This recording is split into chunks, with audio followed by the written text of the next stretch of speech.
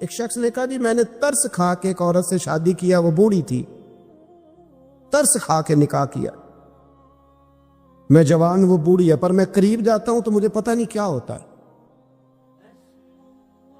وہ بڑی جگہ پہ گیا ہوں پر میرا مسئلہ نہیں حل ہوتا، حالانکہ وہ لاوارث تھی اور شادی نہیں اس کی ہو سکی۔ تو حضرت علی شیر خدا فرمانے لگے بی بی کو میرے پاس لا، عورت کو لا، وہ لائے تو آپ فرمایا تیرا نکاح نہیں ہوا؟ کہنے لگی نہیں۔ فرمایا سوچ لے، چپ کر کے۔ فرمایا کوئی گناہ کیا ہو؟ خاموش ہو گئی۔ کہنے لگی میں نے میرا آغاز تھا جوانی کا تو میں نے ایک ناجائز بچہ پیدا کیا تھا اور اسے پھینک دیا، آبادی میں پھینکا۔ تو حضرت علی شیر خدا فرمانے لگے یہ تیرا وہی بچہ ہے۔ چونکہ جو اس نے کیفیات بتائی ہیں وہ یہ ہے کہ انسان ماں بہن جو اس کی ہوتی ہے نا، کچھ بھی ہو جائے، اللہ تعالیٰ نے فطری جذبے رکھے ہوتے، تو وہ کوئی حیوان ہو تو بات الگ ہے، اگر انسان ہو تو وہ مطلب انسان ماں کے سینے سے لگ بھی جائے تو اسے شفقت کا رنگ تو نظر آتا ہے، لیکن اس کے اندر وہ جذبات پیدا ہو سکتے نہیں۔ دین کے میں نے جیسے کہ عرض کیا کہ دو بنیادی شعبے ہیں، ایک حقوق اللہ اور ایک حقوق العباد۔ یہ جو حقوق اللہ کا معاملہ ہے نا، آپ کو نماز دن میں 5 وقت آ کر کے پڑھنی ہے، حج تو زندگی میں ایک دفعہ فرض ہے، لیکن اگر لوٹ کے آتا بھی ہے تو سال میں ایک دفعہ آتا ہے۔ لیکن یہ جو آپ کا حقوق العباد کا معاملہ ہے یہ تو ہر وقت کا ہے۔ آپ اگر جوان ہیں تو پھر آپ کا ماں باپ کے ساتھ حقوق کا تعلق ہے، بہن بھائیوں کے ساتھ تعلق ہے، شادی شدہ ہیں تو میاں بیوی کے حقوق آپس میں شروع ہیں، صاحب اولاد ہو گئے تو اب آپ کے اولاد کے حقوق ذمے آ گئے، آپ اگر کارخانہ دار ہیں تو مزدوروں کے حقوق ہیں، اگر آپ استاد ہیں تو شاگردوں کے حقوق ہیں، اگر آپ شیخ ہیں تو مریدوں کے حقوق ہیں، اگر آپ مرید ہیں تو شیخ کے حقوق۔ تو حقوق کے ساتھ تو ہر وقت انسان کا آپس کے اندر یہ سلسلہ جاری رہتا ہے۔ اب معاملات کو صاف رکھنا، لین دین کی چیزوں کے اندر اپنے آپ کو کھلا رکھنا، خیانت سے، جھوٹ سے، دغے سے، دھوکے سے، فریب سے اپنے آپ کو پاک رکھنا، دین اس کے اوپر بہت ہی زیادہ زور دیتا ہے، بہت ہی زیادہ۔ مسلم شریف میں حدیث ہے، نبی پاک صلی اللہ تعالی علیہ وسلم نے صحابہ سے پوچھا تھا، مسلم بخاری دونوں میں، کہ بتاؤ مفلس کون ہوتا ہے، غریب کون ہوتا ہے؟ تو لوگوں نے وہی بات عرض کی جو عرض کرنے کا موقع تھا اور انسانی فہم کے عقل کے قریب بات تھی۔ عرض کی یا رسول اللہ صلی اللہ تعالی علیہ وسلم جس کے پاس مال و دولت نہ ہو مفلس ہوتا ہے؟ تو حضور نے فرمایا نہیں، میری امت میں تو مفلس وہ ہوں گے جو نماز، روزے اور زکوٰۃ کے ساتھ قیامت والے دن آئیں گے، یعنی وہ مفلس ہوں گے جو نماز، زکوٰۃ، روزے کے ساتھ قیامت کے دن آئیں گے، لیکن ان کے مفلس ہونے کی وجہ یہ ہوگی کہ انہوں نے دنیا میں کسی کو گالی دی ہوگی، کسی پر تہمت لگائی ہوگی، کسی شخص کا حق دبایا ہوگا، کسی کو تکلیف دی ہوگی، کسی کو مارا ہوگا، حالانکہ ان کے پاس نماز بھی ہے، روزہ بھی ہے، زکوٰۃ بھی ہے، لیکن چونکہ انہوں نے حقوق العباد ضائع کیے، اب ان کی کمزوری کا یہ عالم ہوگا کہ وہ جو نیکیاں کما کے لائے تھے وہ ان لوگوں کو دے دی جائیں گی جن پر انہوں نے ظلم کیا تھا، اور اگر پھر بھی ان کے ظلم بچ گئے، نیکیاں دینے کے باوجود ابھی بھی ان کی زیادتیاں باقی رہی، تو حضور فرماتے ہیں پھر ان مظلوموں کی جو خطائیں ہوں گی وہ ان ظالموں کے کھاتے میں ڈال دی جائیں گی۔ تو یہ بہت ساری نیکیاں لانے کے باوجود مفلس رہ جائیں گے۔ تو یاد رکھیں کہ حقوق اللہ کا معاملہ اپنی جگہ پہ وہ بڑا سخت ہے۔ اب ہمارے یہاں یہ ہوتا ہے کہ توازن نہیں قائم رکھا جاتا۔ کچھ لوگ تو ایسے ہیں جو سمجھتے ہیں نماز پڑھ لی ہے، میں نے روزہ رکھ لیا ہے، اب باقی میں ولی اللہ ہو گیا ہوں، میں حق نہ بھی ادا کروں۔ اور کچھ معاذ اللہ اس طرح کے ہیں جو کہتے ہیں کہ نماز کی تمہیں پڑھی ہے، باقی کام تو بھائی آپ نماز کو بھی ہلکا نہیں سمجھ سکتے، یہ رب کی عبادت ہے۔ آپ اللہ کی بارگاہ میں جھکنے کو معمولی بات سمجھتے ہیں؟ آپ توازن قائم رکھیں گے، نماز پڑھیں گے تو وہ بھی پورے ذوق کے ساتھ پڑھیں گے، عبادت کریں گے تو پوری توجہ کے ساتھ کریں گے، نفل ادا کریں گے تو پورے انہماک کے ساتھ، شوق کے ساتھ، ذوق کے ساتھ۔ قرآن پاک سے آپ مکمل پیار کریں گے، محبت کریں گے، خلوص کے ساتھ پڑھیں گے۔ لیکن حقوق العباد کا معاملہ، اس کا بھی پورا خیال رکھا جائے گا۔ یہ دیکھیں نا، کچھ چیزوں کا تعلق عظمت کے ساتھ ہوتا ہے اور کچھ چیزوں کا تعلق ضرورت کے ساتھ ہوتا ہے۔ اللہ تبارک و تعالیٰ کی جو عبادت ہے وہ اس کی عظمت کے لیے ہے کہ رب عظمتوں والا ہے، وہ حق رکھتا ہے کہ اس کی عبادت کی جائے۔ اسی کی شان ہے کہ اس کے سامنے جھکا جائے کیونکہ وہ عظمت والا ہے۔ لیکن اللہ کو عبادت کی ضرورت ہے۔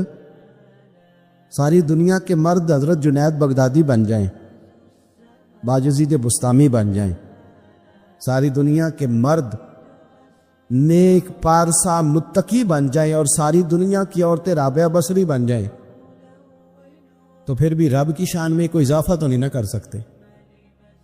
اور سارے مکر جائیں معاذ اللہ کہ ہم نے عبادت نہیں کرنی، تو اس کی شان میں کوئی کمی کر سکتے نہیں۔ تو اللہ کی عظمت ہے، شان ہے، اللہ کو عبادت کی ضرورت نہیں ہے، یہ اس کی عظمت ہے کہ اس کی بندگی کی جائے۔ تو کچھ چیزوں کا تعلق عظمت کے ساتھ ہوتا ہے اور کچھ چیزوں کا تعلق ضرورت کے ساتھ ہوتا ہے۔ اللہ کی یہ شان ہے کہ اس کی بندگی کی جائے اور لوگوں کو ضرورت ہے کہ ان کا خیال رکھا جائے۔ اللہ کی تو شان ہے کہ رب کی عبادت کی جائے، اور بھوکے کو ضرورت ہے اسے روٹی کھلائی جائے، پیاسے کو ضرورت ہے کہ اسے پانی پلایا جائے۔ آپ دیکھیے کہ میرے ایک بڑے بہترین قابل احترام استاد ہوں، شیخ ہوں، ایک طرف وہ مجھے بلا رہے ہوں کہ آ ذرا میری بات سن، اور ایک طرف ایک آدمی بڑا مریض ہے، بیمار ہے، اسے ضرورت ہے کہ میں اسے ہسپتال چھوڑ کے آؤں، تو مجھے کیا کرنا چاہیے؟ وہ جو مر رہا ہے نا اسے ہسپتال پہنچانا چاہیے، اس لیے کہ بزرگوں کی تو عظمت ہے، میں نہ بھی جاؤں گا تو ان کی شان میں کوئی کمی، لیکن اس کو میری ضرورت ہے، یہ ضرورت مجھے پوری کرنی ہے۔ چلے میں بات اور کھولتا ہوں، زیادہ سمجھ میں آ جائے، شاید اس طرح زیادہ سمجھ میں آ جائے۔ ایک بزرگ ہیں، انہوں نے وضو تازہ کرنا ہے، ان کو پانی کی ضرورت ہے، اور پانی ایک کٹورے میں ہی ہے، صرف ایک برتن میں پانی، انہوں نے وضو تازہ کرنا ہے، اور قریب ایک شخص ہے جو پیاس سے مر رہا ہے۔ بزرگ آواز دیتے ہیں کہ میاں آنا ذرا وضو کرانا، اور وہ کہہ رہا ہے یار میں مر جاؤں گا چند قطرے نہ ملے۔ اب شریعت کا حکم یہ ہے کہ وضو نہیں کرانا، پیاسے کو پانی پلانا ہے۔ یہ آپ بات کو سمجھیں۔ اب ذرا بخاری مسلم کی وہ حدیث سنیں کہ نبی پاک صلی اللہ تعالی علیہ وسلم فرماتے ہیں قیامت کے دن رب فرمائے گا ایک بندے سے کہ میں بھوکا تھا، تو نے مجھے روٹی کیوں نہیں کھلائی؟ رب فرماتا ہے کہ میں پیاسا تھا، تو نے پانی نہیں پلایا، کپڑے لے کے تو آیا ہی نہیں، مجھے کپڑے پہنانے چاہیے تھے۔ تو بندہ عرض کرے گا مالک تو کھانے سے، پینے سے، پہننے سے پاک ہے۔ تو رب فرمائے گا وہ جو تیرے پڑوس میں بندہ بھوکا تھا تو بندہ تو میرا ہی تھا نا، وہ جو تیرے جاننے والوں میں آدمی پیاسا تھا تو وہ تھا تو میرا ہی بندہ۔ بھائی غور کریں گے آپ بات پر، آپ حقوق العباد کا جو مسئلہ ہے نا اس کو آپ سمجھیں۔ ہم لوگوں نے سمجھ لیا کہ بس ٹھیک ہے، کھل کے میں حاجی صاحب کہلاؤں، کھل کے میں صوفی صاحب کہلاؤں، مجھے لوگ معلم کہیں، مجھے لوگ صاحب تقویٰ کہیں، اور مجھ سے لوگ ڈگری لیں، میں لکھ کے دوں تو کوئی نیک ہوگا، میں لکھ کے دوں تو کوئی نمازی ہوگا۔ یوں نہ کر، رب کے بندے ہیں، ان سے پیار کرنا سیکھ، اللہ کی مخلوق کے بارے میں اپنا رویہ نرم کر، اپنے معاملات کو صاف کریں، لین دین کے معاملات کو کلیئر رکھیں۔ لا تاکلوا اموالکم بینکم بالباطل، ایک دوسرے کا مال باطل طریقے سے نہیں کھانا۔ تیری نماز تجھے روک دے، تو نماز پڑھ کے نکلے تو خیال آئے کہ میں نے جھوٹ نہیں بولنا، تو وہ نماز تجھے روک دے کہ میں نے لقمہ حرام اپنے قریب نہیں آنے دینا۔ امام اعظم ابو حنیفہ 40 سال اگر ساری رات کھڑے رہ کے نماز پڑھتے رہے ہیں نا، تو امام صاحب کا یہ عبادت کا ماحول بھی تھا، لیکن اگر ان کے پارٹنر نے کپڑا بیچتے وقت کسی کو نقص والا کپڑا بیچ دیا ہے نا، اور وہ پیسے لے کے آئے، تو امام صاحب نے وہ رقم بھی استعمال نہیں کی، وہ بھی ساری اللہ کے رستے میں خیرات کر دی۔ معاملات کے بارے میں وہ لوگ بڑے سنجیدہ تھے، غیر سنجیدہ نہیں تھے کہ جناب کوئی نہیں چل جاتا ہے، خیر صلی اللہ ہے۔ رزق کا جب تک آپ کا معاملہ صاف نہیں ہوتا، رزق کا مسئلہ جب تک ٹھیک نہیں ہوتا، تب تک تو دعائیں قبول نہیں ہوتی، نماز میں لذت نہیں آتی۔ نبی پاک صلی اللہ علیہ وسلم نے فرمایا پرا گندہ حالت ہو، پھٹا پرانا لباس ہو، اور انسان بکھرے بالوں سے تڑپ تڑپ کے بھی دعا مانگے، اس کی دعا اس لیے قبول نہیں ہوتی کہ اس نے جو کپڑے پہنے ہیں وہ حرام پیسوں کے، جو روٹی کھائی ہے وہ کسی کا مال لوٹ کے کھائی ہے، جو پیا ہے وہ کسی مسکین کا مال کھا پی گیا، اس کی دعا کیسے قبول ہوگی؟ آپ حقوق العباد کے معاملات کے اندر اپنے آپ کو زیادہ سے زیادہ فکر مند کریں، آپ غور کریں کس جگہ کوئی نقص تو نہیں رہ گیا۔ سیدہ عائشہ صدیقہ یہ بڑی نصیبوں والی خاتون ہے، یہ وہ خوش بخت عورت ہے کہ جس کے گھر میں حجرہ نور میں داخل ہو کے مدینے والے محبوب کہتے تھے کہ سکون محسوس کرتا ہوں۔ حضور کی سیرت بتاتی ہے کہ حضور وہاں سکون محسوس کرتے۔ حضرت عائشہ صدیقہ نے حضور سے دین لیا، اور محبوب کریم کا سر نور ان کی گود میں رہتا تھا جب وہ حضور سے سوالات پوچھا کرتی تھی۔ سیدہ عائشہ صدیقہ کی عظمت ہے، حضرت عائشہ صدیقہ رضی اللہ تعالیٰ عنہ روایت کرتی ہیں، اور یہ حدیث مبارکہ مشکاۃ شریف میں موجود ہے۔ فرماتی ہیں کہ اعمال نامے 3 قسم کے ہوں گے قیامت کے دن، 3 قسم کے اعمال نامے۔ مجرم جو ہوں گے، جرم کر کے آئیں گے، ان کے 3 قسم کے اعمال نامے ہوں گے۔ فرماتی ہیں میں نے نبی پاک صلی اللہ علیہ وسلم سے سنا کہ 3 قسم کے لوگوں کے اعمال نامے ہوں گے۔ ایک وہ لوگ ہوں گے، وہ والا معاملہ ہوگا جو رب کا بندوں کا عقیدے کے ساتھ ہے۔ اگر کوئی بندہ شرک کر کے آیا ہوگا تو اللہ اس شرک کو کبھی معاف نہیں کر۔ ان اللہ لا یغفر ان یشرک بہ ویغفر ما دون ذلک لمن یشاء، بے شک اللہ معاف نہیں کرے گا کہ اس کے ساتھ شرک کیا جائے، باقی وہ اس کے علاوہ جس کو چاہے گا اپنے فضل سے معاف فرما دے گا۔ تو ایک تو یہ اعمال نامہ قیامت کے دن ہوگا، جو مشرک ہوگا اسے معاف نہیں کیا جائے گا۔ اور دوسرا سیدہ عائشہ صدیقہ رضی اللہ تعالیٰ عنہ فرماتی ہیں کہ نبی پاک علیہ السلام نے فرمایا ایک معاملہ حقوق العباد کا، بندوں کا بندوں کے ساتھ معاملہ، کسی نے کسی کی ذلت کر دی، رسوائی کر دی، مال دبا لیا، تانا دیا، تکلیف دی، فرمایا یہ دوسرا اعمال نامہ ہے، یہ بھی رب اتنی دیر تک معاف نہیں کرے گا جب تک بندہ بندے کو معاف نہیں کرے گا، یہ معاف نہیں کیا جائے گا۔ اور تیسرا فرمایا معاملہ اللہ اور بندوں کا ہے، عبادت کا معاملہ ہے، نماز کا معاملہ ہے، روزے کا معاملہ ہے، فرمایا اس میں رب بڑا کریم ہے، اپنے فضل سے فیصلہ کرے گا، چاہے تو عذاب دے اور چاہے تو اپنے فضل سے بندوں کو معاف فرما دے، چاہے تو اپنے فضل سے معاف کر دے۔ 3 قسم کے معاملات قیامت میں ہوں گے۔ حقوق العباد کے معاملے کو درمیان میں بیان کیا گیا۔ ہم نہ جذبات کا، احساسات کا خیال رکھنا چھوڑتے جا رہے ہیں۔ مجھے اپنی روٹی عزیز ہے، میں باہر سے آیا ہوں اور میں نے آ کے گھر کے اندر تلخ باتیں شروع کر دی، سخت جملے کسنا شروع کر دیے کہ میں باہر سے آیا ہوں، میرے لیے کھانا نہیں پکا۔ میں نے یہ دیکھا ہی نہیں کہ شاید پکانے والا بیمار ہی نہ ہو، میں نے پوچھا ہی نہیں کہ جو گھر کے اندر تھا وہ کسی تکلیف میں نہ ہو، میں نے یہ احساس ہی پیدا نہیں کیا کہ میں نے بڑی سخت باتیں اپنی والدہ سے کر دی، اپنی اہلیہ سے کر دی، اپنی بہن سے، اپنے والد سے کر دی، لیکن ان کے بارے میں میں نے یہ تصور ہی نہیں کیا کہ احساسات کس قسم کے ان کے ہوں گے، حقوق العباد کے مسئلے میں نا ہم لاپرواہ ہو گئے، لاپرواہ۔ حقوق العباد کے معاملے میں اپنے آپ کو سمجھائے، قائل کرے۔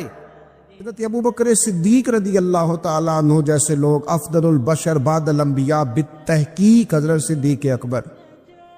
آپ قرآن مجید 30ویں پارے کی تلاوت میں یہ بات دیکھیں گے کہ جب حضرت ابو بکر صدیق نے غریب غلاموں کو خرید کر آزاد کرنا شروع کیا، حضرت بلال حبشی کو، حضرت عامر بن فہیرہ کو اور کچھ غلاموں کو خرید کر آزاد کیا، تو لوگ کہنے لگے کہ یہ بلال نے کبھی کوئی احسان کیا ہوگا ابو بکر پر، تبھی تو خرید کے آزاد کیا ہے، ورنہ کیا ضرورت تھی اتنے پیسے لگانے کی، کوئی تو بات ہوگی۔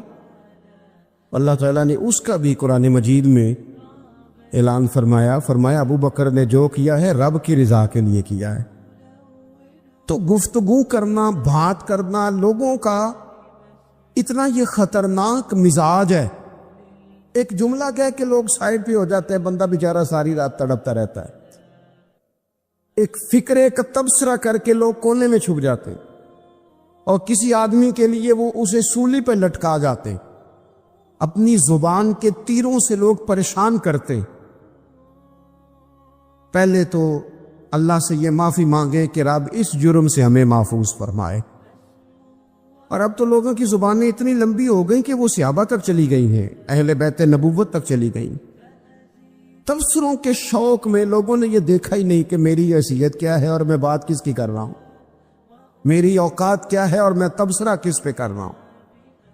بے باک ہونا اور بات ہے، اور بدتمیز ہونا، ان دونوں میں فرق ہوتا ہے۔ تو میرے عزیز، ایک تو اس سے پرہیز کریں، اور پھر ہوتا کیا ہے، ہم اس کا نفسیاتی اثر لیتے ہیں، ہم اس کا اثر لیتے ہیں۔ میں اکثر کہتا ہوں سارے لوگ ہی کانوں کے کچے ہوتے ہیں، کچھ تھوڑے زیادہ ہوتے ہیں، کچھ تھوڑے کم ہوتے ہیں، اور بعض لوگ کہتے ہیں اتنے لوگ فلانے بندے کی بات مانتے ہیں۔ تو میں نے کہا دنیا میں تو آج بھی کافر زیادہ ہیں، کافر زیادہ ہیں، شیطان کے پیروکار آج بھی۔ تو زیادہ ہونا کوئی آپ کی دلیل ہے ہمیشہ؟ یہ کیا بات ہوئی کہ فلانے کی اتنے لوگ بات مانتے ہیں؟ یہاں تو میں نے یہ دیکھا ہے اس معاشرے میں کہ جھوٹے سے جھوٹا آدمی، اس کے بھی فالوور ہوتے ہیں، دغے باز سے دغے باز بندہ، اس کے بھی، گویوں کے فالوور، اداکاروں کے فالوور، فلانے کے فالوور۔ اس کا یہ تو بھئی انسان کا مزاج ہے، ہر بندہ کانوں کا کچا ہے، کوئی تھوڑا زیادہ کچا ہے، کوئی تھوڑا کم کچا ہے۔ تو باتیں تو ہوگی، لوگ منہ میں زبان رکھتے ہیں تو گفتگو تو کریں گے۔ اب یہ اثر لینے والے پہ ہے کہ وہ اس کا اثر کس طرح کا لیتا ہے۔ ہمارے ہاں بڑے بڑے سمجھدار لوگ نفسیاتی ہو جاتے ہیں، بڑی بڑی سمجھدار خواتین نفسیاتی ہو جاتی ہیں، میری ساس باتیں کرتی ہے، میری نند باتیں کرتی ہے، مجھے فلانا باتیں کرتا ہے، مجھے فلانا۔ بھائی باتیں، جس کے منہ میں زبان ہے اس نے بات تو کرنی ہے۔ اب آپ نے کیوں یہ دعویٰ کر لیا ہے کہ آپ اتنے اونچے چلے جائیں کہ آپ کو بات ہی کوئی نہ کرے؟ کیا حرج ہے اس میں؟ اگر کوئی آپ کو بات کر دے تو کیا ہیں ہم؟ کسی نے کر لی تو پھر کیا ہوا؟ اس کا اتنا اثر قبول کرنا کہ ساری رات سونا ہی نہ، پریشان ہو جانا۔ اور بعض لوگ ایسے ہیں جنہیں اتنی باتیں نہیں ہوتی جتنی انہیں ٹینشن ہوتی ہے، یعنی وہ دو بندے کونے میں کھڑے ہیں تو میری ہی بات کر رہے ہیں، او بھائی وہ اتنا اہم نہیں ہے، انہیں کوئی اور کام بھی ہو سکتا ہے، تیری بات ہی انہوں نے کرنی۔ بلا وجہ لوگ سمجھتے ہیں کہ میں بڑا اہم آدمی ہوں، وہاں بھی مجھ پہ تبصرہ ہو رہا ہے، یہاں بھی ہو رہا ہے۔ اس پہلو سے باہر آئیں، اس کمپلیکس سے نکل آئیں۔ ابن حزم کہتے ہیں کہ مصر میں ایک تاجر بڑا کامیاب ہو گیا تھا، بڑا کامیاب تاجر ہو گیا۔ تو زندگی میں جتنے لوگ بھی کامیاب ہوتے ہیں ان سے حسد ہوتا ہے، اس سے بھی اس کے ارد گرد کے لوگوں نے حسد شروع کیا۔ اب تاجروں نے پلاننگ کی کہ اسے خراب کیسے کرنا ہے۔ وہ ایک دن اپنے گھر سے نکلا، سفید کرتا، سفید پگڑی باندھ کے باہر۔ اب 5-6 لوگوں نے پہلے سے منصوبہ بندی کی ہوئی تھی۔ ایک صاحب اسے ملے، کہنے لگے ماشاءاللہ آج تو سفید کرتے پر سبز امامہ، سبز پگڑی بڑی ہی اچھی لگ رہی ہے۔ تو وہ ہنس کے کہنے لگا لگتا ہے آپ سو کے اٹھ کے آئے ہیں، پگڑی تو میری سفید ہے۔ اس نے کہا چلو پگڑی تو سبز ہی ہے، باقی آپ نہیں مانتے تو آپ کی مرضی۔ وہ آگے بڑھا، تو اب کیونکہ پلاننگ تھی تو ایک شخص اور ملا، اس نے کہا کیا بات ہے سفید کرتے پر آپ کا پیلے رنگ کا امامہ کیا جچتا ہے؟ اس نے کہا یار کو خدا کا خوف کر، ہنس کے کہا کیا ہو گیا تیری اینک کا نمبر تو نہیں تبدیل ہونے والا ہوا؟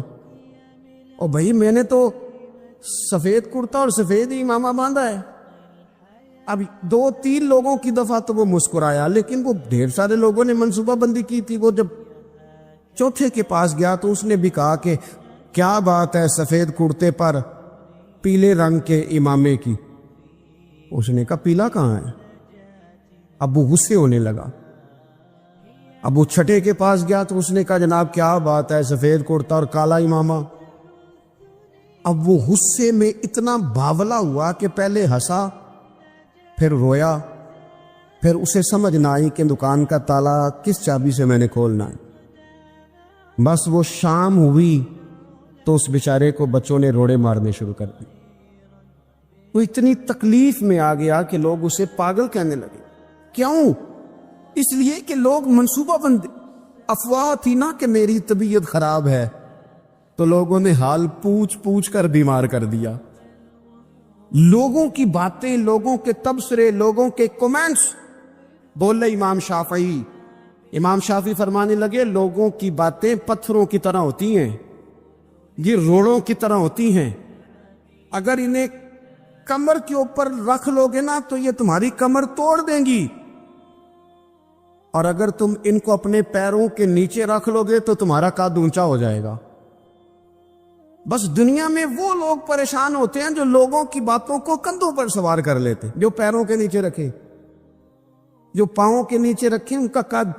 وہ پرانے زمانے میں نا عارف رومی رحمت اللہ علیہ فرماتے کہ ایک بیل گائے گر گئی تھی کنویں کے اندر، تو اب وہ لوگ اس کو نکال تو نہیں سکتے تھے، تو انہوں نے اس طرح کیا کہ مٹی ڈالنی شروع کر دی کہ اب بدبو آئے گی، پریشانی ہوگی، تو اس کو بند کر دیتے ہیں اندر ہی کنویں کو، کنواں نئی جگہ پہ کھود لیتے۔ انہوں نے جب اس کے اندر مٹی ڈالی نا تو وہ گائیں جو تھی وہ مٹی جھاڑ کے تو مٹی کے اوپر آ گئی، انہوں نے پھر مٹی ڈالی تو وہ تھوڑی اور اوپر آ گئی، اور مٹی ڈالی تو اور وہ مٹی ڈالتے گئے اور گائیں وہاں سے کنویں سے باہر آ گئی۔ لوگوں نے دفن کرنا چاہا، وہ باہر نکل آئی۔ اور میرے بھائی لوگ بھی اپنی باتوں میں دفن کرنا چاہتے ہیں، لیکن یاد رکھنا جو چمکنے والے تھے وہ چمکتے ہی رہے، جن کو اللہ نے عزت دی تھی ان کی گھٹائی کوئی نہیں سکا۔ اتنی لمبی زبانیں کھول کے لوگوں نے صحابہ کے بارے میں باتیں کی، باتیں ہو رہی ہیں۔ لوگ جن کو دبانا چاہتے تھے، آج نہیں صوفیاء کی مخالفت شروع ہوئی، ان کے زمانے میں بھی ہوئی، ان کے دور میں ان کے خلاف کتابیں لکھی گئیں، لکھنے والے خدا جانے کہاں ہیں، اور داتا صاحب ہو رہی ہے، خواجہ صاحب ہو رہی ہے، حضور غوث اعظم کے ان کے زمانے میں بھی ایسا نہیں ہوا کہ بڑی خوشی سے لوگوں نے آگے بڑھ کے پھول ڈالے ہوں، ان کے دور میں باقاعدہ جتھے تیار ہوئے، جتھے، اور پورا کام کیا گیا۔ اور ویسے بھی اگر کوئی شخص آپ کا مخالف ہی نہیں ہے تو پھر آپ کو چمکنے کا مزہ کیسے آئے گا؟ کوئی تو مخالف ہونا، کوئی تو ہونا جو کوئی بات کرے۔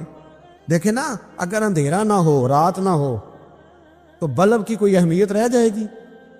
یہ چمکتا ہی تب ہے جب اندھیرا زیادہ ہوتا ہے۔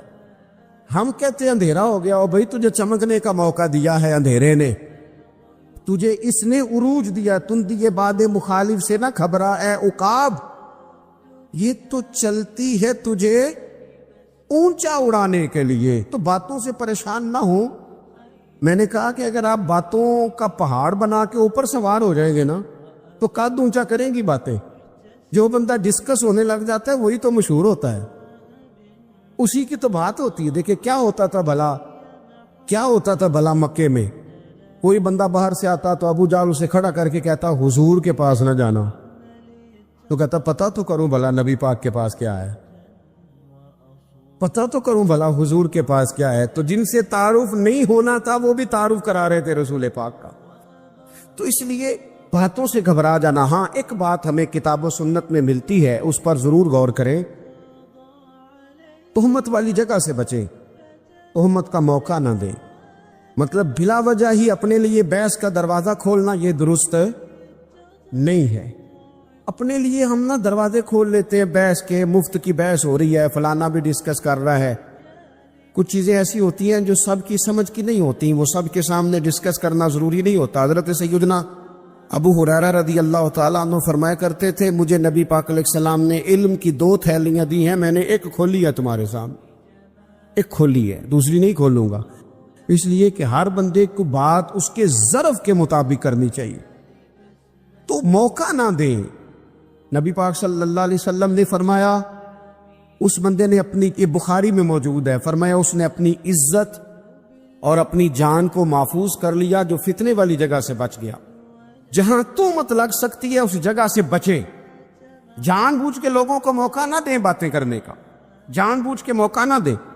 جامع ترمذی کے اندر حدیث موجود ہے، حضرت سیدنا عمر فاروق رضی اللہ تعالیٰ عنہ نے ایک موقع پر اجازت مانگی تھی نبی پاک صلی اللہ علیہ وسلم سے، عرض کیا یا رسول اللہ صلی اللہ علیہ وسلم مجھے آپ اجازت دے دیں، میں عبداللہ بن ابی سلول کی گردن اڑا دوں، یہ منافق بار بار آڑے آتا ہے، بار بار تکلیف دیتا ہے، آپ مجھے اجازت دیں میں اسے قتل کر دوں۔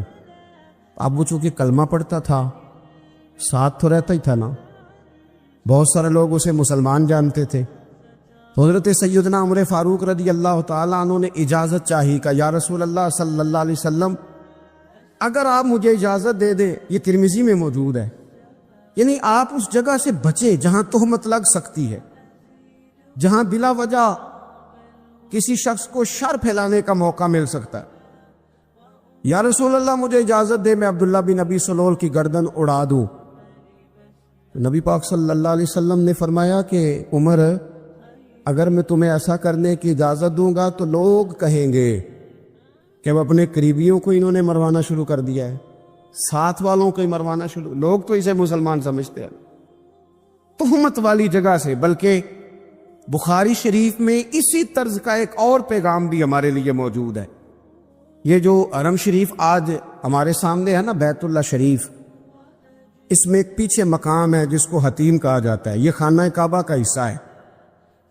حضور صلی اللہ علیہ وسلم کے اعلان نبوت سے پہلے جب قریش مکہ نے اسے تعمیر کیا نا دوبارہ سے، تو انہوں نے چندے کا کوئی اس طرح کا مزاج بنایا تھا کہ اس بندے سے پیسے لے لیں جس کے بالکل ہی جائز ہو۔ اس ترتیب سے انہوں نے خانہ کعبہ کی تعمیر کی کہ پھر وہ ساری تعمیر نہ کر سکے، حتیم باہر رہ گیا۔ نبی پاک صلی اللہ علیہ وسلم نے ایک دن فرمایا، بخاری میں موجود ہے، حضور فرمانے لگے عائشہ اگر تمہاری قوم جاہلیت کے قریب نہ ہوتی، کیونکہ ابھی قریب جاہلیت چھوٹی ہے نا، ابھی لوگوں نے کلمہ پڑھنا شروع کیا ہے، فرمایا اگر یہ جاہلیت کے قریب نہ ہوتے تو میں کعبے کو انہی بنیادوں پر دوبارہ بنا دیتا جن بنیادوں پر حضرت ابراہیم علیہ السلام نے بنایا تھا۔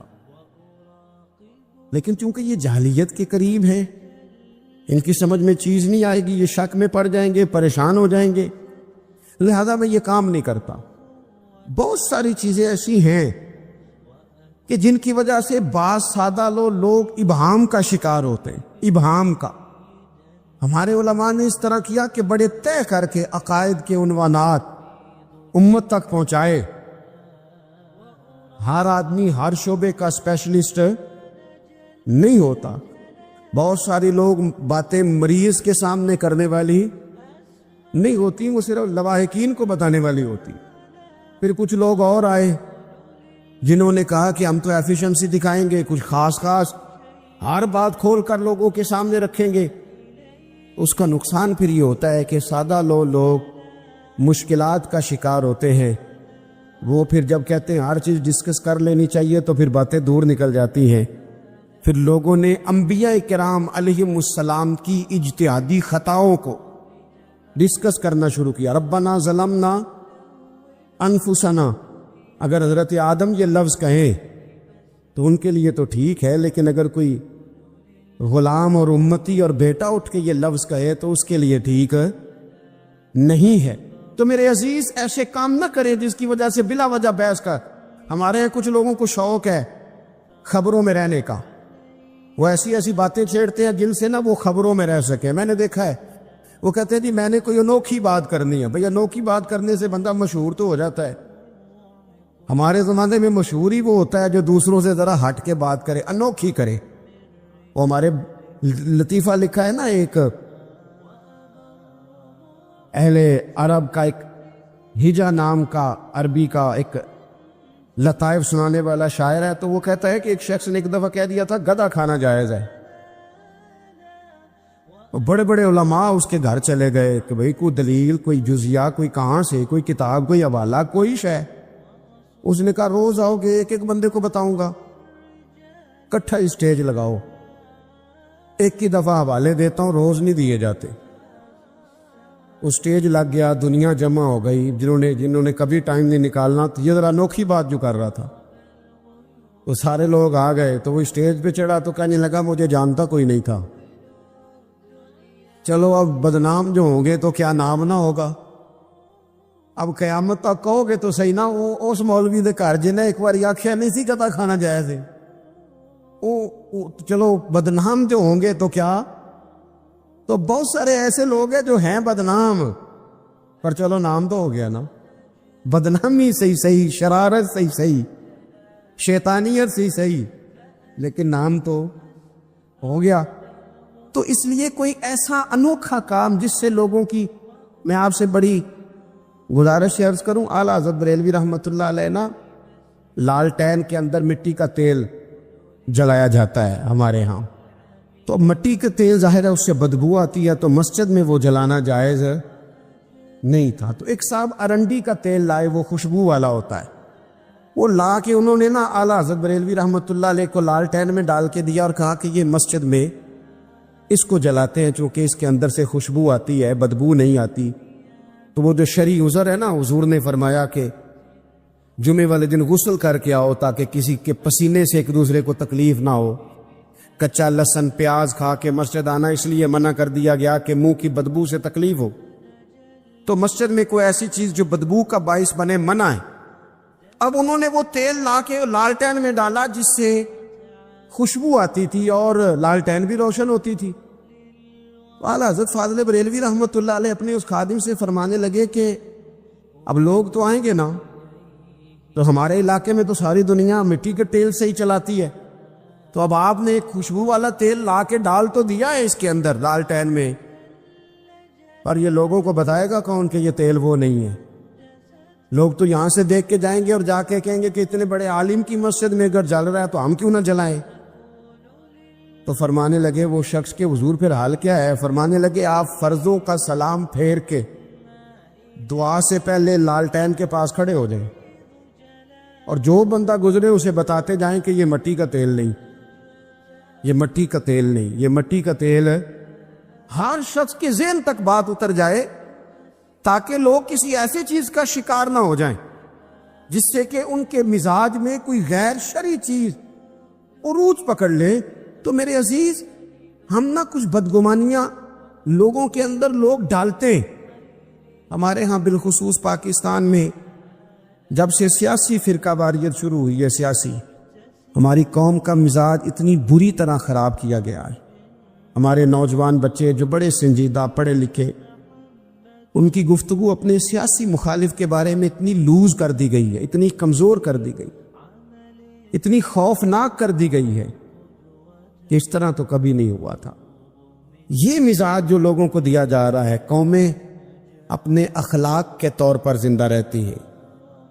بد اخلاقیاں کبھی بھی انسانوں کو اونچا کر سکتی، پیچھے رہ جاتے ہیں لوگ. تہذیب کسی سوسائٹی کا حسن ہوتا ہے، اور اگر ایک سیاسی مخالف کے لیے آپ کا یہ والا مزاج بن جائے، اپنے سیاسی قد کو اونچا کرنے کے لیے آپ ان چیزوں کا سہارا لیں، یہ درست نہیں ہے.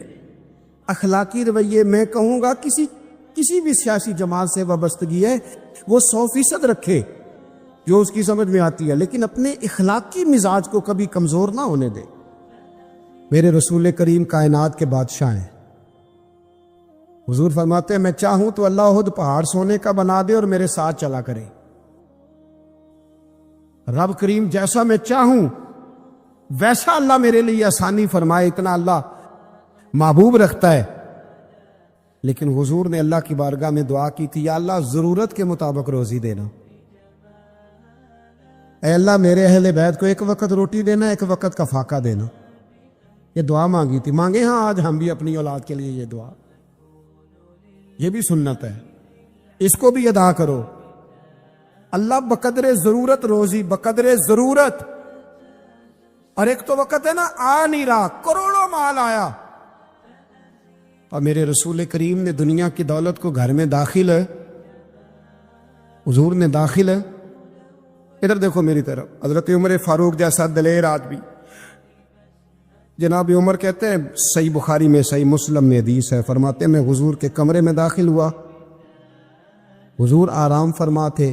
اللہ کے رسول جب اٹھے نا میرے لیے کہ عمر آیا ہے، محبوب عزت دیا کرتے تھے نا، کہتے ہیں حضور جب اٹھے تو موٹے بان کی چارپائی تھی نبی پاک کی، موٹے بان کی، اور فرماتے حضور کی کمر پر موٹے موٹے نشان بنے ہوئے تھے. حضرت عمر فرماتے حضور کی کمر مبارک پر موٹے موٹے بان کے نشان میں نے دیکھے تو میں رو پڑا. دلیر آدمی تھے پر رو پڑا. عرض کی یا رسول اللہ صلی اللہ علیہ وسلم، کیسر و کسرا کے بادشاہ موجیں کر رہے اور آپ اللہ کے نبی ہو کے اس تکلیف میں.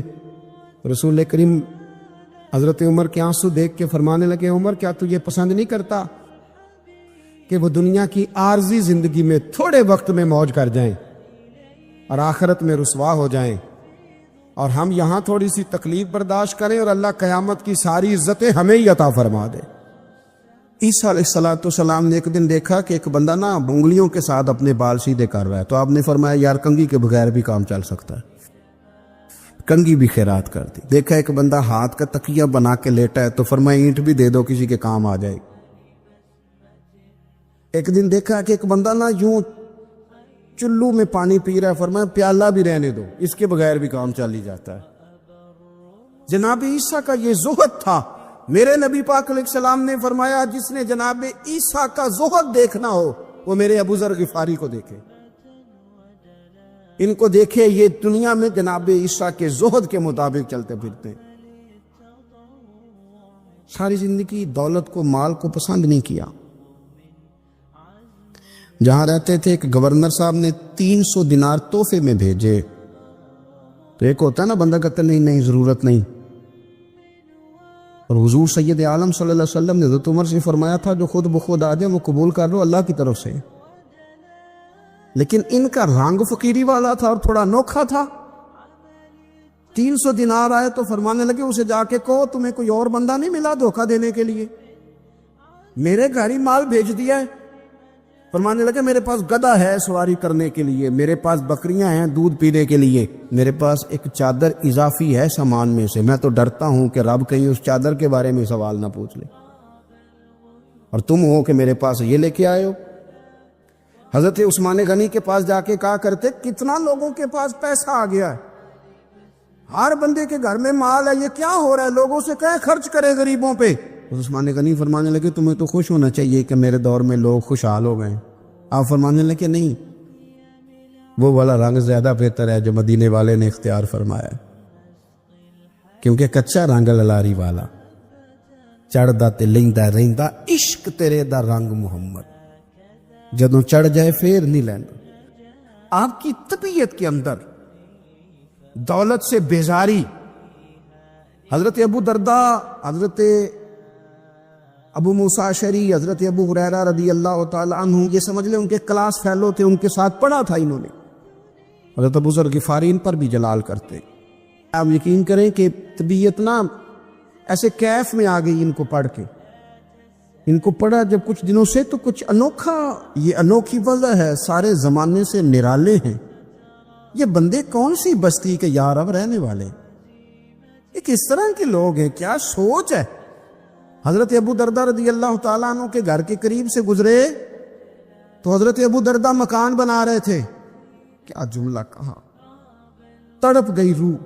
فرمانے لگے ابو درداء تجھ سے مجھے یہ امید نہیں تھی یار. فرمایا کیا ہوا؟ فرمانے لگے اب تیرا مکان بنانے کے لیے بھی اللہ کے بندوں کی پشتوں پر اینٹیں رکھی جائیں گی.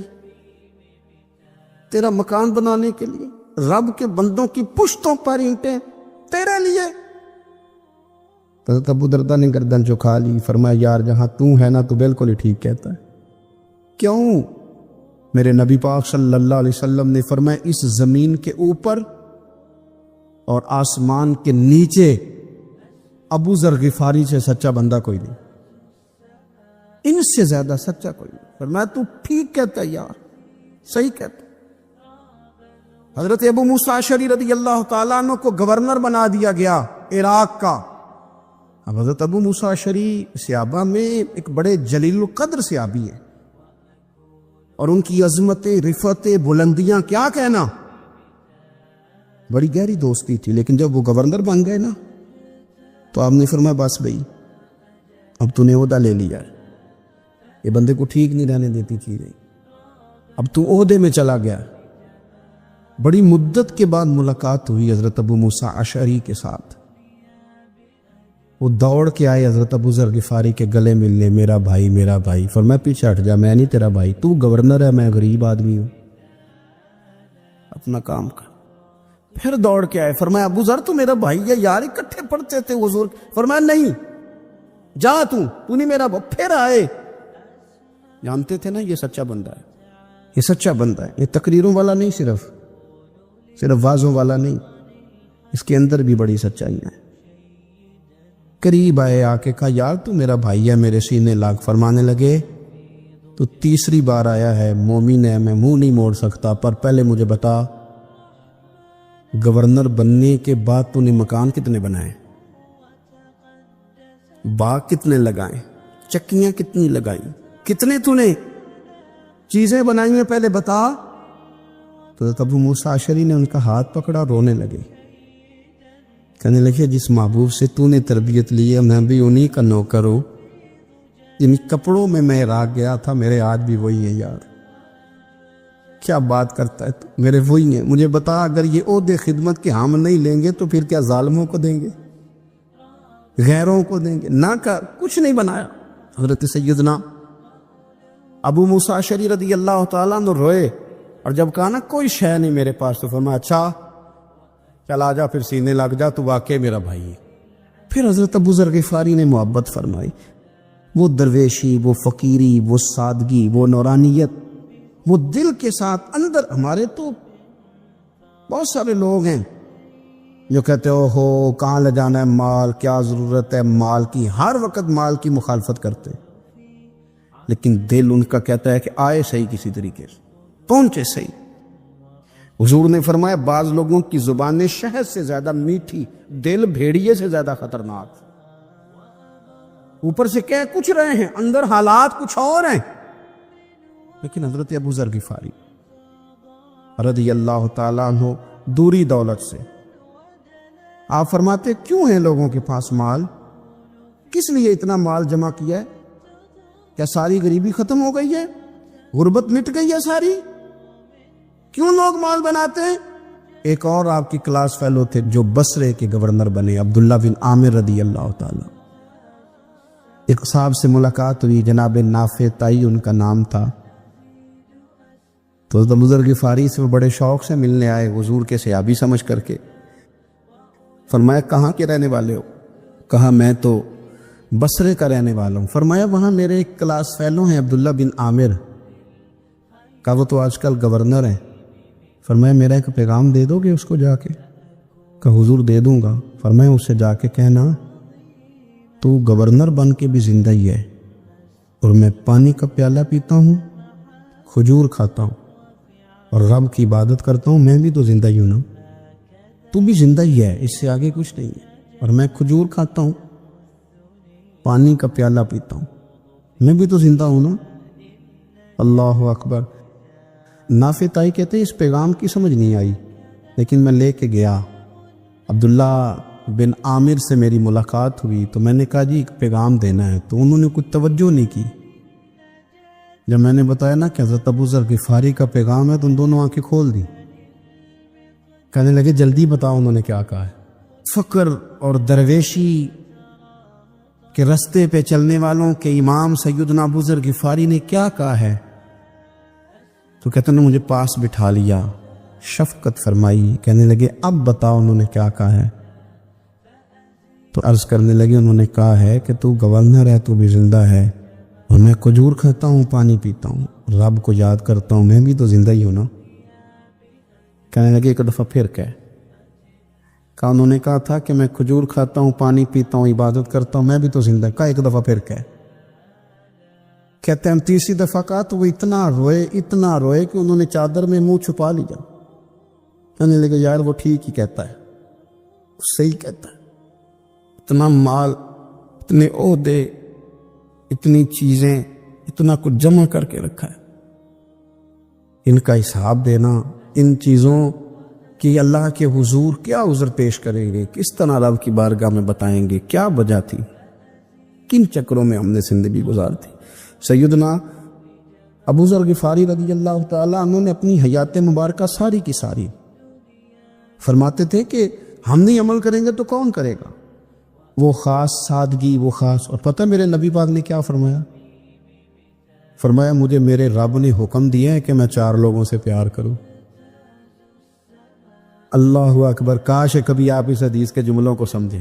او یار اللہ نے حکم دیا ہے، محبوب پیار کرے، حضور کس سے؟ تو پہلے 3 مرتبہ نبی پاک نے ایک ہی شخص کا نام لیا، فرمایا علی سے، علی سے، علی سے، پھر فرمایا ابو ذر غفاری سے، پھر فرمایا جناب مقداد سے، پھر فرمایا سلمان فارسی سے۔ رب نے مجھے کہا ان سے پیار کرو، حضرت ابو ذر غفاری۔ تو بھوک کے موقع پر نا اونٹ پہ بیٹھے تھے، پیچھے رہ گئے، اونٹ پر بیٹھے تھے تو پیچھے رہ گئے، اونٹ سست تھا، تھک گیا، چل نہیں رہا تھا۔ حضرت ابو ذر غفاری رضی اللہ تعالیٰ عنہ پہلے تو اسے لے گئے یہ گاؤں میں کہ اونٹ بیمار ہو گیا، اس کا علاج کرایا، لیکن جب وہ ٹھیک نہ ہو سکا نا تو اونٹ وہیں چھوڑ دیا۔ حضور صلی اللہ علیہ وسلم کے پیچھے ضرور پہنچنا ہے میدان تبوک میں۔ تو جو سامان تھا وہ سارا پشت پہ رکھا اور اکیلے ہی چل دیے، تنے تنہا اور پیدل۔ سامنے سے گرد اڑتی ہوئی نظر آئی تو لوگوں نے کہا حضور پتہ نہیں کون آیا ہے۔ فرمایا تمہیں نہیں پتہ، مجھے تو پتہ ہے نا، ابو ذر غفاری آیا ہے، ابو ذر غفاری آئے۔ پھر حضور نے فرمایا یمشی واحدہ و یموت واحدہ و یبعث واحدہ، فرمایا یہ تنہا چلتے ہیں، یہ تنہا ہی دنیا سے جائیں گے، تنہا ہی اٹھائے جائیں گے، تنہا چلتے ہیں، تنہا ہی دنیا سے جائیں گے، انتقال تنہا ہی اٹھائے جائیں گے۔ یہ بہت زیادہ سختی کرنے لگے صحابہ پہ، بہت زیادہ۔ تو حضرت عثمان غنی رضی اللہ تعالیٰ عنہ نے فرمایا کہ آپ اپنے مزاج کے لحاظ سے تو درست ہیں، پر جو چیز آپ طاری کرنا چاہتے ہیں جب شریعت گنجائش دیتی ہے تو آپ کیوں اتنی سختی فرماتے ہیں؟ تو فرمانے لگے ٹھیک ہے پھر مجھے ربضہ جانے کی اجازت دے دو۔ ربضہ ایک بستی تھی، جنگل تھا، وہاں کوئی آتا جاتا نہیں تھا، اسی کسے دے کچھ نہیں جلاگتے کہ نہ کچھ ہڈا دردی۔ حضور نے کہا تھا نا یمشی واحدہ، کیلا جلے گا، ربضہ چلے گیا۔ حضرت سیدنا عثمان غنی نے کہا یہ کچھ بکریاں لے جاؤ، دودھ پی لیا کرنا۔ فرمایا عثمان مجھے مال کی تو ضرورت پہلے دن سے ہی کوئی نہیں، مجھے تو رب رسول کی ضرورت ہے، ان کی کرم نوازیاں میرے ساتھ رہتی ہیں۔ تشریف لے گئے، وہاں تنہا کھجور کے خشک ٹکڑے کھاتے، عبادت کرتے، اللہ کو یاد کرتے۔ بڑے بڑے لوگوں نے آ کے کہا کہ ابو ذر آپ کی بڑی شان ہے، ہمارے ساتھ چلیں۔ فرمایا چھوڑو، کہاں منشور ہم اور کہاں ہنگامے محبت کے، ایک حجرے میں رہتے ہیں، خدا کو یاد کرتے ہیں، ضرورت کوئی نہیں، جہاں ہوں نا وہاں میں ٹھیک ہوں، حاجت نہیں۔ تباً بڑے جلالی تھے، زاہد مزاج تھے، فرماتے تھے کہ جو تمہاری ضرورت سے زیادہ ہے وہ سارا صدقہ کرو۔ کنز کے معاملے میں ان کا رویہ یہ تھا، صرف حضرت صدیق اکبر کو کچھ نہیں کہا انہوں نے، باقی حضرت عمر جیسے آدمی کو بھی کھڑا کر کے کہہ لیتے تھے یہ مال کیوں رکھا ہوا ہے خزانے میں، بانٹتے کیوں نہیں سارا۔ اور جناب عثمان غنی رضی اللہ تعالیٰ عنہ کے ساتھ تو باقاعدہ کئی دفعہ اس موضوع پر گفتگو کی۔ وہ کہتے تھے کہ جب اللہ کہتے ہیں قرآن میں کہ مال دولت جمع نہیں کرنی، تو وہ جو لوگ تھے وہ بھی بڑی شانوں والے تھے. وہ کہتے تھے کہ اللہ نے جب زکوٰۃ فرض کی تو مال جمع ہوتا ہے تو زکوٰۃ فرض ہوتی ہے نا. یا فطرانے کا کہا تو مال ہوتا ہے تو فطرانہ آتا ہے نا. تو آپ جو کہہ رہے ہیں وہ ٹھیک ہے، پر آپ اعلیٰ بات کر رہے ہیں تقوی کی، سارا بانٹو. تو حضرت ابو ذر غفاری کہتے تھے چلو ٹھیک ہے تمہاری بھی بات مان لیتا ہوں، پر یہ بتاؤ مدینے والے کا اپنا طریقہ کیا ہے؟ کہ بھئی حضور کا طریقہ تو وہی ہے جو آپ بتا رہے ہیں. تو فرمانے لگے پھر اس رستے نہ چلیں جو رستہ مدینے والے رسول کا ہے. اور حضور سے، نبی پاک سے عشق کرتے بڑا کھل کے. یہ صحابہ صفہ میں سے تھے.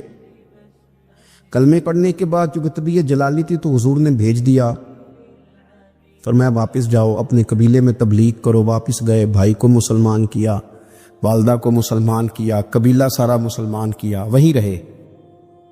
ہجرت مدینہ کے بعد آئے تبوک کے موقع کے قریب، اور حضور نے صحابہ صفہ میں رکھ لیا. نوکری کرتے مدینے والے رسول کی، دلیر آدمی تھے، بڑا قبیلہ تھا، پر ڈیوٹی کرتے، ڈیوٹی خدمت کرتے. ایک بیٹا تھا زار اس کا نام تھا، اس کی ڈیوٹی لگائی تم نے میرے نبی پاک کے اونٹ چرانے. ڈاکو آئے تو صاحبزادہ اونٹوں کی، اونٹنیوں کی حفاظت کرتے شہید ہو گیا. اور یہ انوکھا بندہ ہے جس نے شرط لگائی تھی کہ میں نے کالی سیاہ رنگ کی عورت سے شادی کرنی. انوکھا بندہ ہے. ایک بیٹی تھی، ایک بیٹا، بیٹا شہید ہو گیا. بیوی سے کہا تم نے نبی پاک کے گھر میں خدمت کرنی ہے، حضور کے گھر والا، اور میں نبی پاک کی نوکری کروں گا. حضور کی خدمت کرتے، ہر وقت خدمت میں رہتے. اور حضور جب آتے نا، صحابہ صفہ میں یہ شامل تھے جو لوگ دین سیکھتے، حضور جب آتے تو سب سے پہلے آ کے حضرت ابو ذر غفاری کا پوچھتے، بلائیں. اور جب بات کرتے حضور تو بار بار ان کو مخاطب کر کے بات کرتے. حضرت ابو ذر غفاری رضی اللہ تعالیٰ عنہ کا نبی پاک سے اتنا پیار کہ ہماری بھی مشکل حل کر دی. ابو داؤد شریف میں موجود ہے. ایک دن کہنے لگے یا رسول اللہ صلی اللہ علیہ وسلم، اگر کوئی بندہ کسی سے پیار بڑا ہی کرے پر اس جیسے عمل نہ کر سکے، کوشش کرے کرنا. لوگ ہمیں کہتے ہیں نا جی پیار بڑا، عمل بھی تو کرو نا. بھی کرنا چاہیے، پر انسان ہے نا، غلطی بھی تو ہو ہی جاتی ہے. اب ہم عمل نہیں کر سکتے تو تم ہمیں پیار بھی نہیں کرنے دو گے. مہربانی کرو، پیار تو کرنے دو نا. حضرت ابو ذر غفاری نے کہا، ابو داؤد شریف میں موجود ہے، یا رسول اللہ صلی اللہ تعالی علیہ وآلہ وسلم، حضور پیار بڑا کرے پر ان جیسے عمل نہ کرے تو حکم کیا ہے؟ تو حضور نے فرمایا پیار سچا کرے، اللہ قیامت کے دن جس سے محبت کرے گا نا اس کے ساتھ ہی دونوں کو اکٹھا فرما دے گا. تو حضرت ابو ذر نے فوراً کہا حضور پھر مجھے آپ سے بھی بڑا پیار ہے، رب سے بھی بڑا پیار ہے. فرمایا فکر نہ کرنا، جنت میں اکٹھے ہی جائیں گے. اتنی محبت رسول پاک کی ذات کے ساتھ حضور کی نوکری کرنا. ایک دن خدمت کرتے کرتے سو گئے. حضور مسجد میں آئے پتہ کرنے کہ ابو ذر آرام کر رہا ہے. یہ بھی مزہ ہوتا ہے، خیال رکھنا اپنے درویشوں کا، کیا کھایا کیا پیا، کہاں سوئے. حضور رات کو آئے، یہ سوئے ہوئے. فرماتے ہیں حضور نے میرا انگوٹھا ہلایا، میں اٹھ کے بیٹھ گیا، حضور بھی میرے پاس بیٹھ گئے. اور میں ابو ذر بڑا پیار کرتے ہو، سنے آپ کو پتہ ہی ہے. کہ یار تو بڑی نوکری کرتا ہے، ایک دن وہ بھی آئے گا جس دن تجھے میری مسجد اور میرے شہر سے جانا پڑے گا، پھر کیا کرو گے؟ تو عرض کی حضور کسی کی طاقت ہے مجھے آپ کے شہر سے نکالے؟ میں تلوار نکال لوں گا. نبی پاک نے فرمایا تلوار نہ نکالنا، جہاں تمہیں بھیجا جائے چپ کر کے چلے جانا. حضور کب تک؟ فرمایا جب تک اللہ تیری اور میری ملاقات نہیں کرا دیتا. یعنی وصال تک. یہ واحد شخص ہیں کہ حضور کے وصال ظاہری کا وقت آ گیا تو فرمایا کوئی میرے ابو ذر کو بلاؤ. جب یہ آئے تو حضور لیٹے ہوئے تھے، یہ جھکے نبی پاک کی طرف، حضور میں حاضر ہو تو حضور نے پکڑ کے سینے کے ساتھ لگا لی. سخت ہو جاتے ہیں دل جب آپ مشینوں کی زندگی میں زندہ رہتے ہیں. دل نرم کیسے ہوتے ہیں؟ میرے نبی پاک نے فرمایا یتیم کے سر پہ ہاتھ پھیر، رب تیرا دل نرم کرے گا. اگر زنگ لگ جائے دل کو تو اللہ کا ذکر کر، قرآن پاک کی تلاوت کر، اللہ تیرے دل کو نرم کر دے گا. اور پھر فرمایا کہ اگر دل سخت ہو جائے تو موت کو یاد کر، تیرا دل نرم ہو جائے گا. اچھوں کی صحبت اختیار کریں تو دل نرم ہو جاتا ہے. قبروں کی زیارت کریں، جائیں کبھی اپنے شہر کے قبرستان میں، غور کریں کہ وہ چودھری صاحب لیٹے ہیں، یہ علامہ صاحب لیٹے ہیں، وہ فلاں بہت بڑے افسر لیٹے ہیں، وہ دیکھو وہ میرا عزیز لیٹا ہے۔ وہ ہارون رشید نے کہا حضرت داؤد تائی سے نصیحت کر دیں، تو فرمانے لگے باپ کدھر ہے تیرا؟ کہا حضور قبرستان میں، اماں قبرستان میں، دادا نانا بڑے بھائی سب قبرستان۔ فرمایا میں کیا نصیحت کروں؟ او پہیاں دس دیاں نی قبران جنہ تے پھول پے، تو ادھروں کوئی بھی نہیں آمدا، تے ادھروں لکھاں گئے، تے سہ جوڑ سنگت دے ڈٹھے، سہ جوڑ 100 سال کی دوستیاں، سہ سال سنگت دے ڈٹھے، او تکو آخر وتھاں پئیاں، اور جنہ بعد جسی پل نہیں سنجیندے، ایک پل نہیں سنجیندے، پھر وہ شکلاں بھی یاد نہ رہیاں، سہ جوڑ۔ کہا یہ کوئی کم ہے دل کو نرم کرنے کے لیے؟ تیرے پاس موت کا تذکرہ قبروں کی جائے کو تھوڑی ہے؟ یہ چیزیں دل نرم کرتی ہیں، یاد نرم کرتی ہیں چیزیں دل۔ سختی طبیعتوں کی، مزاجوں کی سختی، دوسروں کے بارے میں ڈاٹے جذبات، ہمارے رویے ڈاٹے، ہماری طبیعتیں سخت۔ حضرت عبداللہ ابن مسعود رضی اللہ تعالیٰ عنہ نے ایک شخص کو جنازے کے موقع پہ ہنستا ہوا دیکھ لیا، فرمایا آج کے بعد تیرے ساتھ کلام نہیں کروں گا۔ جس کا جنازہ دیکھ کے بھی دل نرم نہیں ہوا اور قبرستان دیکھ کے بھی دل نرم نہیں ہوا، وہ تو سخت دل بندہ، سخت دل بندے سے دوستی کبھی نہیں رکھوں گا۔ میں تو درد دل والوں سے پیار کروں گا، تیرے ساتھ میں کلام نہیں کرتا۔ تو کس طرح کا شخص ہے بھائی، جسے یہاں کے بھی ہنسی آ رہی ہے، مذاق سوچ رہا؟ تو دل کی نرمی، میرے نبی پاک صلی اللہ علیہ وسلم نے نا دل پر، ہم نے نا کپڑوں پر بڑی محنت کی، ہم نے چہروں پر بڑی محنت کی، ہم نے اپنے ظاہر کو سنوارنے پر بڑے، ہم نے اپنے ہاتھ میں بڑے بڑے لفظ یاد کیے، بڑی کہانیاں یاد کی، پر دل کے لیے محنت، اس پر محنت ہی نہیں کی۔ اعلیٰ حضرت فاضل بریلوی کتنے بڑے عالم ہیں، 1000 کتاب کے مصنف، اور ان کے فتاوی موجود ہیں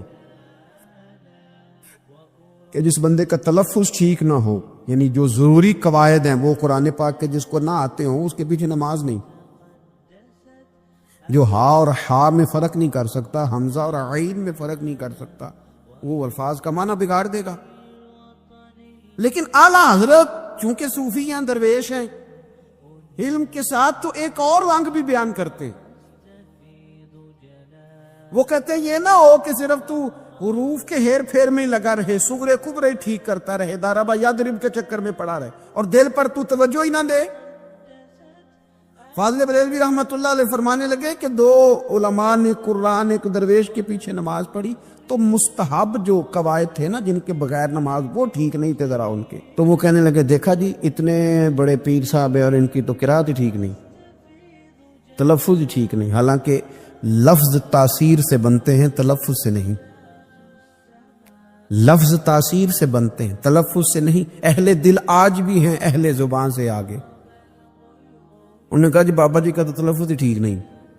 اعلیٰ حضرت نے لکھا ہے ملفوظات شریف میں، فرماتے ہیں پھر وہ نہ نہانے کے لیے چلے گئے، نماز پڑھ کے فارغ ہو کے، تو وہ پانی میں اتر گئے، تو شیر ان کے کپڑے اٹھا کے لے گیا۔ اب کتنی کو دیر پانی میں رہتے، نکلے بھی تو کیسے نکلے، شرم آتی ہے۔ مختصر لباس پہن کے وہ غسل کرنے کے لیے گئے تھے، اب پانی میں سردی، کتنی کو دیر بندہ پانی میں رہے۔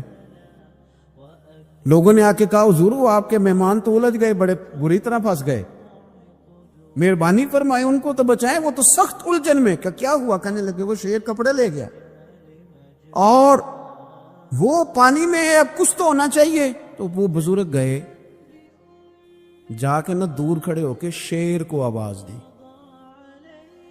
شیر کو۔ حضور کے صحابی تھے نا حضرت سفینہ، قافلے سے رستہ بھول گئے، ایک سائیڈ پہ ہو گئے تو سامنے شیر آ گیا۔ میں نے کہا ہے لیکن جب آ جائے تو، جب شیر سامنے آ جائے، جب سامنے آ جائے پھر پتہ چلتا ہے کہ یہ تو واقعی آ گیا ہے، پھر انداز اور ہوتا ہے۔ حضرت سفینہ کے سامنے شیر ہی آ گیا، مشکات میں شیر آیا، اب کوئی بھاگتا ہے، کوئی چڑھتا ہے درخت پہ، کوئی لکڑی اٹھاتا ہے، کوئی اسلحہ پکڑتا ہے. حضرت سفینہ فوراً بولے، کہنے لگے او شیر، ذرا خیال کرنا میں رسول اللہ کا غلام ہوں. پھر آکھیا شیر سفینہ تائی جا را یار آ جاندے، اور جڑے غلام رسول اللہ دے اسی غلام ہونا دے. شیر دم ہلاتا رستہ چھوڑ گیا، اور بابا جی بھی گئے. فاضل بریلوی کہتے ہیں شیر کو آواز دی، شیر دوڑا آیا. آگے کہنے لگے وہ ہمارے مہمانوں کے کپڑے لے گیا، تجھے شرم نہیں آتی؟ تو شیر کپڑے اٹھا کے واپس لایا. ان علماء کو، حضرات علماء کو کپڑے پیش کیے. جب ان کو پیش کیے تو پیش کرتے ہی بزرگ پھر فرمانے لگے، کہنے لگے مولانا تم نے لفظ سیدھے کیے ہیں، میں نے دل سیدھا کیا ہوا ہے. تم نے محنت کر کے نہ لفظ ٹھیک کیے ہیں، لیکن میں نے دل ٹھیک کیا ہے. دل پاک ہوئے تے پاک ہی ملدا ہے، تے بنا پاکوں پاک نہیں ملدا. سارے جسم دے توون نالوں ایک ٹکڑا تولا ہے دل دا. حضرت سلطان باؤ رحمت اللہ علیہ فرمانے لگے دل کالے نالوں منہ کالا چنگا. دل کالے نالوں منہ کالا چنگا جے کوئی رمز پچھانے. اگر کسی کو بات کی سمجھ آئے تو دل نہیں سیاہ ہونا چاہیے، منہ ہو بھی جائے تو کام چل جاتا ہے. تو اپنے دل کی صفائی پر دیکھیں میرے نبی پاک علیہ وسلم نے ارشاد فرمایا کہ رب نہ تمہارے مال دیکھتا ہے نہ چہرے دیکھتا ہے،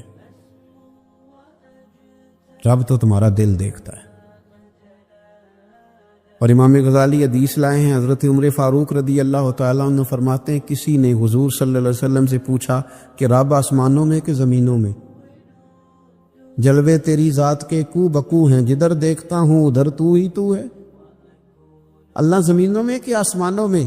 تو حضور فرمانے لگے رب تو بندہ مومن کے دل میں رہتا ہے، اللہ تو مومن کے دل میں ہے. مومن کے دل میں کتنا بڑا ہے وہ دل جس میں رب ہے، رب کی یاد ہے، رب کی محبت ہے.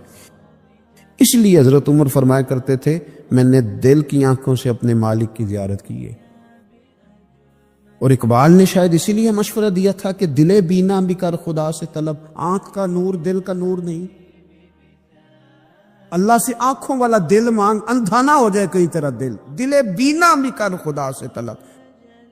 آنکھ کا نور دل کا نور نہیں. عزیز بھائی اللہ کے جلوے. لیکن ایک بات ذہن میں رکھنا، کسی گلاس میں تھوڑی سی غلاظت ہو نا، دودھ تو دور رہا، شہد تو دور رہا، اس میں کوئی پانی بھی نہیں پیتا. تھوڑی سی غلاظت ہو اور آپ کی آنکھوں کے سامنے وہ غلاظت دھل بھی گئی، صاف بھی ہو گئی، شرعی تقاضے پورے ہو گئے، پھر بھی کچھ لوگ کہتے ہیں میری طبیعت نہیں مانتی، میرا دل نہیں مانتا. صحیح کہہ رہا ہوں میں؟ او بھائی اتنی سی غلاظت گلاس میں تھی اور سادہ پانی نلکے کا، تو اس میں پینا پسند نہیں کرتا. اور اگر دل غلاظت سے بھرا ہو تو رب کی محبت وہاں آئے گی، خدا اپنا قرب وہاں رکھے گا. کسی سے جلنا، کسی سے حسد کرنا، کسی کے بارے میں عداوت رکھنا، کچی بولیاں بولنا. اور اب تو اتنا عجیب حال ہو گیا، جماعتیں جماعتوں کے بارے میں برا خیال کرتی. خانقاہ اور آستانوں کا یہ حال ہے کہ سبق پڑھایا جاتا ہے دوسرے کے خلاف، بس ہم ٹھیک ہیں. یہ تصوف ہے کہ میرا تو ٹھیک ہے. طریقت تو یہ تھی کہ میں ٹھیک نہیں، باقی سارا زمانہ ٹھیک ہے. تو کس چکر میں پڑا ہوا ہے؟ اعلیٰ حضرت فاضل بریلوی رحمۃ اللہ تعالیٰ علیہ کے ایک درویش تھے، تو فاضل بریلوی رحمۃ اللہ سے کہنے لگے میں نے مرید ہونا ہے. فرمانے لگے پتر جلدی نہ ہو، جا سارا زمانہ دیکھ، اگر کچھ میری طرح کا مل گیا، مجھ سے بہتر مل گیا تو پھر میرے ساتھ وعدہ کر وہیں رہ جانا. ہاں اگر تیرے خیال میں نہ ملا تو پھر آنا، جا گھوم زمانہ دیکھ. یہ کیا بات ہوئی کہ آپ نفی کرنے لگے سارے زمانے کی اور کہیں صرف میں ہی ٹھیک ہوں، فقط میں ہی ٹھیک ہوں؟ یہ طریقت ہے. اور تصوف والے تو لوگ یہ کہا کرتے تھے میں تے بندہ ٹھگ جے لوکو، میں تے بندہ چور اور جس دا خلقت کلمہ پڑھ دی او محمد ہور۔ وہ لوگ تو نفی کرتے تھے، اپنی کہتے تھے میں کوئی شے نہیں، میں تے بندہ ٹھگ جے لوکو، او میں تے بندہ چور۔ میاں محمد بخش صاحب رحمت اللہ علیہ، ایک عالم نگار نے لکھا تھا کہ وہ کچھ لوگ نا سکھ ہندو یہاں رہتے تھے تو ان کا نام محمد تھا چونکہ، تو بات کو شبہ پڑ گیا کہ شاید جن کا لوگ کلمہ پڑھتے ہیں نا مسلمان، معاذ اللہ یہ وہ والے، تو میاں صاحب اپنے بارے میں کیا کہ میں تے بندہ ٹھگ جے لوکو، میں تے بندہ چور، جس دا خلقت کلمہ پڑھ دی او محمد ہور، او میں تو ایک ٹھگ ہوں۔ حضرت میاں شیر محمد صاحب شرک پوری رحمت اللہ علیہ سرتاج ہیں اولیاء کے، پیر سید اسماعیل شاہ صاحب بخاری حضرت کرما والا شریف والے، وہ کہتے میں بیعت ہونے کے لیے جب شرک پور شریف آ رہا تھا تو رستے میں مجھے ایک بزرگ مل گئے، تو مجھے کہنے لگے کدھر جا رہے ہو، کون ہو؟ میں نے کہا میں سید ہوں اور میاں صاحب سے بیعت ہونے جا رہا ہوں۔ تو مجھے کہنے لگے وہ تو دنیا دار ہے، جیبوں میں ہاتھ ڈالتا ہے لوگوں کی، تو سید ہو کے رائن کے پیچھے کیا لینے جا رہا ہے؟ جیڑا بلے نو سید آکھے دوزخ ملن سزائیں، جیڑا بلے نو رائیں آکھے او جنت پینگا پائیں، چونکہ رانجا رانجا کر دی نی میں ہوں آپ ہی رانجا ہوئی، رانجا یاکھن ساری امین ہیر نہ آکھے کوئی۔ وہ تو کدھر جا رہا ہے؟ کہتے میں نے کہا بابا زیادہ باتیں نہ کر، ناراض ہو جاؤں گا۔ کہتے بابے نے کئی دفعہ رستے میں مجھے منع کیا، نہ جانا، فلانی جگہ چلا جا، فلانی جگہ، لیکن میں چلا گیا، میری طلب صادق تھی۔ جب میں باہر جا کے بیٹھا تو اندر سے بلاوا آیا کہ میاں صاحب نے بولا، اندر گیا تو یہ تو وہی بابا جی ہیں جو مجھے روک رہے تھے، تو میاں جی خود ہیں حضرت میاں صاحب، کہنے لگے بیلیا تینوں بڑا موڑیا پر تو مڑیا ہی نہیں۔ وہ تو روکتے تھے، اپنی نفی کرتے تھے، دل صاف دوسرے کے بارے میں، نظریہ صاف، کسی کے بارے میں خیر کا جملہ، کسی کی وکالت کرنا، کسی کا عیب چھپانا، کسی کے بارے میں اچھے لفظ بولنا، یہ مومن کی شان ہے۔ مومن کا دل ایسے سونا، میرے نبی پاک صلی اللہ تعالی علیہ وسلم نے فرمایا یہ میرا زید بن حارثہ ہے، اس کا دل اللہ نے نور ایمان سے بھر دیا ہے، ایمان سے دل بھر دیا رب تعالیٰ نے۔ ایک دن صبح حضور نے پوچھا، اور داتا صاحب نے اس کو لکھا ہے، نبی پاک نے پوچھا آج تم نے صبح کس طرح کی؟ عرض کی یا رسول اللہ اس حال میں کہ میں پکا مومن ہوں۔ حضور نے فرمایا تو پکا مومن ہے، کس طرح؟ کہنے لگے یا رسول اللہ میں اس طرح کا مومن ہوں کہ سونا اور مٹی میرے لیے برابر ہے، پیسے آ جائیں تب بھی کوئی ٹینشن نہیں، نہ آئیں۔ حضرت زید بن حارثہ رضی اللہ تعالیٰ عنہ عرض کرنے لگے اور سونا اور مٹی برابر ہے، کوئی پرواہ نہیں۔ تو حضور نے فرمایا تیرے ایمان کی دلیل؟ عرض کرنے لگے یا رسول اللہ میرے ایمان کی شان اور دلیل یہ ہے کہ میں یہاں زمین پہ بیٹھ کے نظر اٹھاؤں تو میری نظر اللہ کے عرش تک جاتی ہے، میں بتا سکتا ہوں کہ جنتی جنت میں جا رہے ہیں اور راضی ہیں،